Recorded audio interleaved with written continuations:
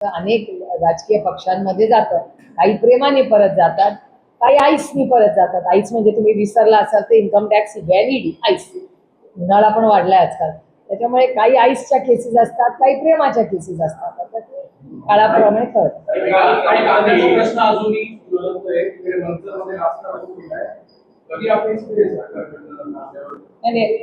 आमचे खगरे सर, निलेश लंके, रोहित पवार, आज मला आता अतुल बेनके पण जायचे होते, त्या सगळ्यांनी आज कांद्याचा हा प्रश्न अतिशय गंभीर झालेला आहे. आणि तुम्ही बघितलं की माननीय मुख्यमंत्री, दोन्ही उपमुख्यमंत्री पण दिल्लीला गेले होते, पण अजून तोडगा निघालेला नाही. म्हणजे दुर्दैव आहे की कांद्याच्या प्रश्नाबाबतीत आणि शेतकऱ्याच्या बाबतीत अतिशय असंवेदनशील आजचं हे सरकार आहे.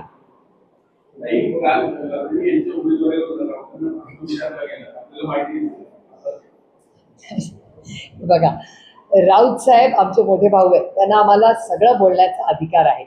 आणि अरुणभाईंचे जे राजकीय त्यांचा विचारधारा, त्याच्यात आमच्या कौटुंबिक नात्याचा काही संबंधच नाही.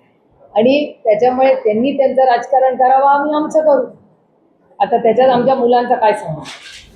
तुम्हाला खरं सांगू, माझा स्वभाव कसा आहे, मी विचारल्याशिवाय कोणालाच मार्गदर्शन करत.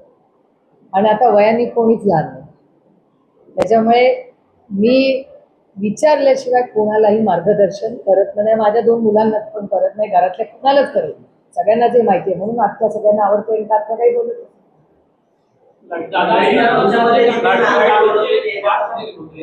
कोणाचे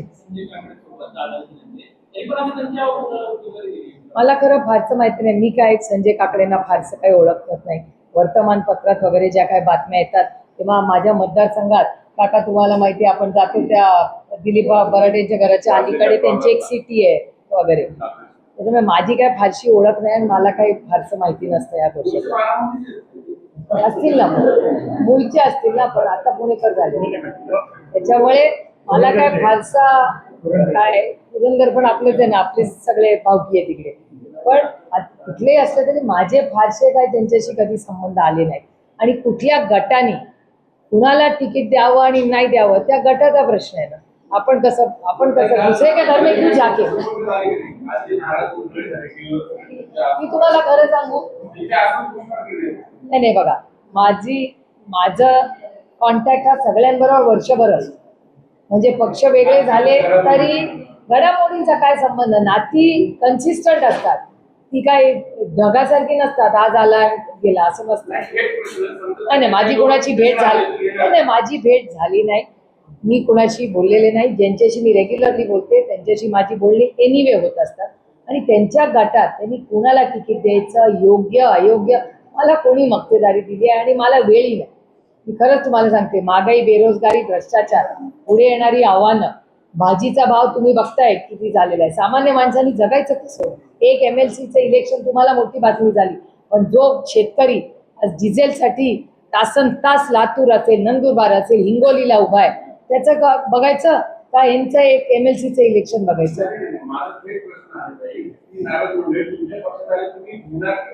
बघा, आमच्या कुटुंबातले तर लोक, आणि तुम्हाला माहिती आहे आणि मी पहिल्यांदा नाही नेहमीच म्हणते की कोणीही व्यक्ती 2 पैशाचंही जरा आपल्या बरोबर एकत्र काम केलं असेल त्या ऋणात आपण राहू. त्यामुळे माझं त्यांच्याबद्दल जरी गेल्या 2-3 वर्षात काही मतभेद, काही राजकीय मतभेद झाले असतील, पण मनभेद माझी कोणाशी कालही नव्हते, आजही नाही आणि उद्या नाही. आणि मी त्या गटातल्या 99% लोकांची माझा कॉन्टॅक्ट कालही होता, आजही आहे आणि उद्याही राहील. त्याच्यात नवीन काय, आणि त्याच्यात काही काय.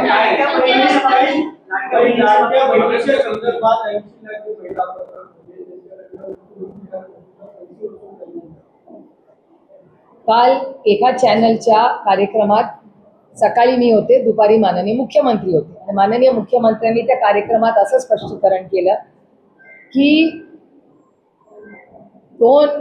एखादा लाखाचा कमी जास्त असेल, कागद आत्ता माझ्याकडे नाही आहे, माझ्या गाडीत आहे, मी तो तुम्हाला देईन सगळं, 1-2 कोटी, मला वाटतं 65 का 66 लाख महिलांना इलेक्शन झाल्या पैसे देण्यात आले. त्याच्यापैकी 1700 का 17 कोटी त्याचे असे निघाले, 17,000 कोटी, ज्याच्यात ज्यांना नोकऱ्या होत्या सरकारी त्यांनी ते पैसे घेतले, पुरुषांनी पैसे घेतले, असे म्हणजे आता पुरुष सरकारी नोकरी म्हणजे मला प्रश्न विचारायचा महाराष्ट्र सरकारला की पहिल्यांदा तुम्ही जेव्हा फॉर्म भरून घेतले तेव्हा काय निकष लावले? इलेक्शन होतं, लोकसभाच्या नंतर ही स्कीम आली, मग विधानसभा, त्याच्यानंतर जिल्हा परिषद, तोपर्यंत स्कीममध्ये हळूहळू कमतरता आली आणि आता जवळपास त्यांचं वेबसाईट दाखवते 1,12,00,000. हे व्हेरीफाय करा, त्यांचा वेबसाईटचा नंबर आहे 1,12,00,000. पण सरकार म्हणते हा नंबर फ्रीज होईल 1,60,00,000. म्हणजे जवळपास शेवटी 1,00,00,000 महिला ज्यांचा फॉर्म भरला होता त्यांना पैसे दिले होते. मला 3-4 प्रश्न सरकारला विचारायचे.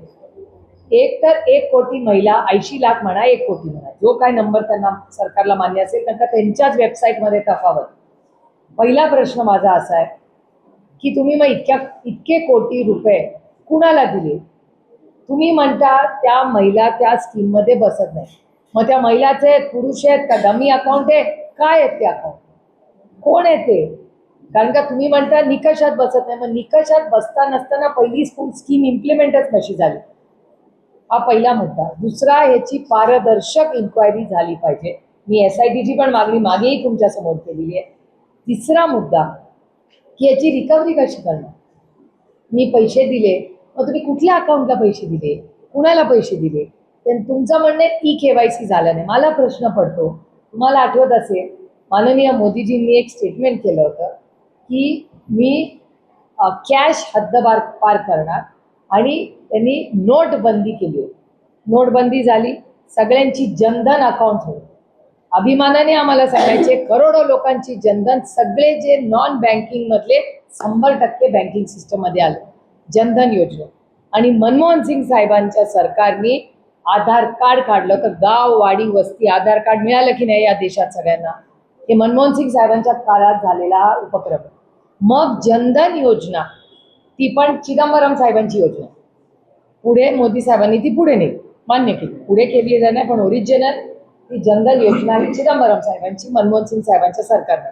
मग जनधन योजना आणि आधार कार्ड हे क्लब करून तुम्ही तीच यंत्रणा वापरून तुम्ही लाडकी बहीण योजना का नाही केली? हे इन्फ्रास्ट्रक्चर तर होतं ना. मग 1,00,00,000 म्हणा, 80,00,000 म्हणा, माझं म्हणणं एकही चुकीचा असता कामा नये ना. मग ह्याला काय म्हणायचं?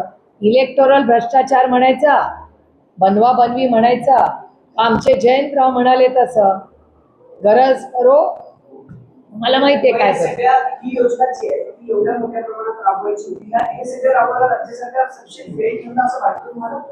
असा एक नोट केली आहे जी मी माझ्या वाचनात आली, त्याचा मी अभ्यास करणार आहे. त्याच्यामध्ये अजूनही माननीय मुख्यमंत्र्यांना इतक्यात पत्र लिहिणार नाहीये, पण मी थोडा डेटा केंद्र सरकारकडून घेणार आहे. कारण का आम्हाला जी माहिती आली आहे की केंद्र सरकारकडून सर्व शिक्षा अभियानचे आणि RTEचे पैसे येतात.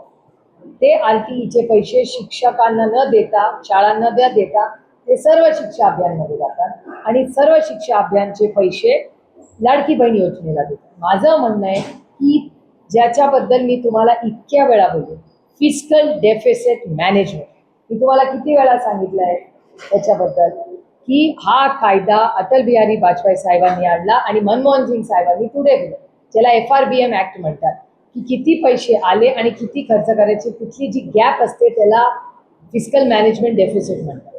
तर महाराष्ट्रामध्ये फिस्कल मॅनेजमेंटचं जे काम चाललेलं आहे ते कसं चाललेलं, मी गेले 2 वर्ष याच्याबद्दल. मग का नाही वेळेवर पैसे येते? पगार वेळेवर होत नाहीत, सबसिडीज वेळेवर मिळत नाहीत, आणि लाडकी बहीण योजनेमध्ये 1,00,00,000 महिला तुम्ही कमी करता. महिला भ्रष्टाचार म्हणायचं तर काय म्हणायचं? फसवलंच ना तुम्ही महिलांना. मग याची जबाबदारी कोण घेणार? म्हणे स्कीम आम्ही चालू ठेवतो. स्कीम्स का चालू ठेवताच ना तुम्ही, पण त्याच्यात निकष लावून ज्या पद्धतीने महिला कमी करतायत ते अतिशय दुर्दैवी आहे. याचा आम्ही जाहीर निषेध करतो आणि याची पारदर्शक इन्क्वायरी झाली पाहिजे. हे महाराष्ट्रातही मी माननीय मुख्यमंत्र्यांना पत्र लिहिणार आहे की त्यांनी महिला बाल कल्याणला याचे प्रश्न आम्ही जे मांडतो ते माननीय मुख्यमंत्री एक मोठा राज्याचा भाऊ म्हणून त्यांनी त्या महिला बाल कल्याण डिपार्टमेंटकडून ही माहिती मागवली पाहिजे. इसकी हम ये पूरी जो कहानी है लड़की बहन योजना के बारे में, हम तो पहले दिन से कह रहे थे 1 करोड़ महिला उन्होंने कम की है। और जिस तरह से लाडली बहन योजना में जो महिलाओं का हम पूछना चाहते हैं, बड़ी विनम्रता से मैं सरकार को पूछना चाहती हूँ, जब इलेक्शन था तब हर इलेक्शन में जो हुआ है 1 साल में, वहाँ हर लाडली बहन के घर जाके इन्होंने फॉर्म भरे थे। अभी इनका कहना है 1 करोड़ लोगों को, फिर किसको इन्होंने पैसा दिया? 2.25 करोड़ महिलाओं को पैसा मिलता था। अभी उनके वेबसाइट पे 1 करोड़ 12 लाख महिला है और सरकार का नंबर है कि 1 करोड़ 60 लाख महिलाओं को, तो 80 लाख से 1 करोड़ महिलाओं का पैसा इन्होंने कम किया है और कहते हैं इसमें इलीगैलिटी। तो इसकी जिम्मेदारी कौन लेगा? ये भ्रष्टाचार नहीं है तो क्या है? इसका जवाब देना पड़ेगा सरकार को। आपने इसे इलेक्ट्रल भ्रष्टाचार का नाम दिया। बिल्कुल, ये सब इलेक्शन के जुमले है। ये इलेक्शन था अब ये जुमला था, अभी उनका इलेक्शन खत्म हो गया, जुमला खत्म। और इसके बारे में बहुत बार हम सब भूल चुके हैं, कोई नई बात नहीं है। और मुझे कोई आश्चर्य नहीं लगा कि इन्होंने 1 करोड़ महिलाओं को उससे निकाल दिया। मैं कह रही थी 10 बार मैंने कहा था। कांग्रेस के साथ मीट हुई क्या? नहीं, देखिए, कांग्रेस, शिवसेना और एनसीपी की बहुत बार मीटिंग्स होती है। हमारी दिल्ली में भी 8 तारीख को इंडिया अलायंस की मीटिंग है। मुंबई में तो हम हफ्ता 10 दिन बाद हम लोग को मिलते ही है। जैसे पूना में भी हम साथ काम कर रहे हैं बहुत सालों से और आगे भी करते आएंगे। और पूना में यहाँ के हमारे सब लोग जो चुन के आए उन सब के का कहना है कि पूना में क्राइम बढ़ रहा है, पानी की बड़ी समस्या है, कचरे की समस्या है, ट्रैफिक की समस्या है। इस मामले में हम सब ने मिलकर जो भ्रष्टाचार पूना म्यूनसिपल कॉर्पोरेशन में हो रहा है उसके बारे में हम सब ने पूरी ताकत से लड़ने की जरूरत है। हाँ, पूरे आयुक्त जी का मुझे खत आया, मैं तहे दिल से उनकी आभारी हूँ, उन्होंने वो खत लिखा और वो पूरा मैंने कल पढ़ा।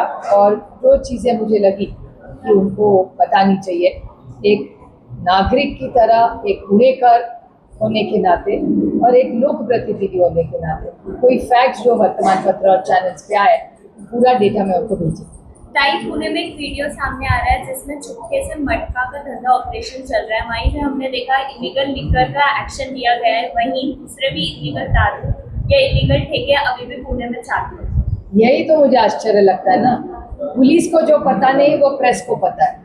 मुझे लगता है प्रेस वालों को ही थोड़े दिनों में वर्दी देनी पड़ेगी, क्योंकि आप भी अच्छा काम कर रहे हैं और मुझे महाराष्ट्र की पुलिस पे पूरा विश्वास है, आदर है और प्यार है उनके बारे में। लेकिन जिस तरह से यहाँ काम हो रहा है पूना में, ये समझ में नहीं आ रहा है कि जहाँ शिक्षा के लिए विश्वास के नाते दुनिया से बच्चे पढ़ने आते हैं, वो पूना आज क्राइम कैपिटल बन गया। बहुत बहुत दुख की बात। भाई, आपने कहा कि क्राइम में पुणे 5 नंबर पर है। ये मैंने नहीं कहा, भारत सरकार जो ने डाटा बताया और जो पुलिस आयुक्त ने खारिज किया है। अभी उन्होंने मुझे डेटा भेजा, वो मुझे नहीं भेजना चाहिए, वो उन्होंने माननीय मुख्यमंत्री जी और अमित शाह जी को भेजना चाहिए और महाराष्ट्र के देश के गृह मंत्री। उन्होंने कहा कि क्योंकि वो डेटा मेरा नहीं है, वो उनके डिपार्टमेंट का डेटा। उन्होंने कहा कि इस तरह से स्टेटमेंट से जो मनोदर्य कम होता है पुलिस का। नहीं, वो फिर वो डेटा ठीक करे और काम भी ठीक करे ना। डेटा मेरा तो नहीं है, डेटा भारत सरकार और महाराष्ट्र सरकार का है, वो मेरा नहीं है डेटा। नहीं, शशि थरूर ने कहा है कि वंदे मातरम गाना सार्वजनिक कार्यक्रम में अनिवार्य नहीं करना चाहिए। मैंने पढ़ा नहीं है तो मुझे पता नहीं आपको कहा। But lot of things are happening in West Bengal. Abhishek Banerjee was attacked. It's very sad what is happening in West Bengal, and the way Trinamool Congress leaders are being attacked is very, very sad. It is very shameful. And there's a burst that there will be a two-part in the TMC, just like what happened in Maharashtra with Shiv Sena. Possible. I have no idea about Trinamool, but it's very unfortunate. But I still have a lot of faith in Mamta Didi's leadership. CM Yogi Adityanath ने कहा है कि गाय हमारी माता है, पशु नहीं। मैंने नहीं सुना उनका क्या statement. Okay, ma'am, you have one question on NEET. What's going on in NEET? You know, it's very shameful. There has to be a detailed inquiry. Absolute detailed. I'm shocked at the way the education department, this NEET exam corruption has come out. It is devastating for a parent and a child because it's about their career. This is a merit-oriented exam. And if this is the way there is cheating happening, I think government has completely failed and the department has failed. Parliamentary committee also huddled in Delhi. Of course. Education. It had to, no? It's so critical for children's education and their career. It's a turning point. भाई आपने कहा कि आप कोई सा impact पत्र लिखने वाले हैं। नहीं उनका खत आया, उसका जवाब तो लिखना पड़ेगा क्योंकि बहुत सारे रिपोर्टर्स हैं, वर्तमान पत्र में बहुत सारी न्यूज आती है। उन्होंने कहा कोयता गैंग है ही नहीं, मेरे ही क्षेत्र में कोयता गैंग के कितने वीडियो घूम रहे हैं, वो भेज दूंगी उनको। उन्होंने कहा है क्राइम भी कम हो रहा है, पर्सनली वाइज केस भी दी। अच्छी बात है, क्राइम कम हो रहा है। तो जैसे पत्र मुझे लिखा, उन्होंने वो पत्र माननीय अमित शाह जी और देवेंद्र जी को भी लिखना चाहिए क्योंकि वो दोनों गृह मंत्री है राज्य के देश में।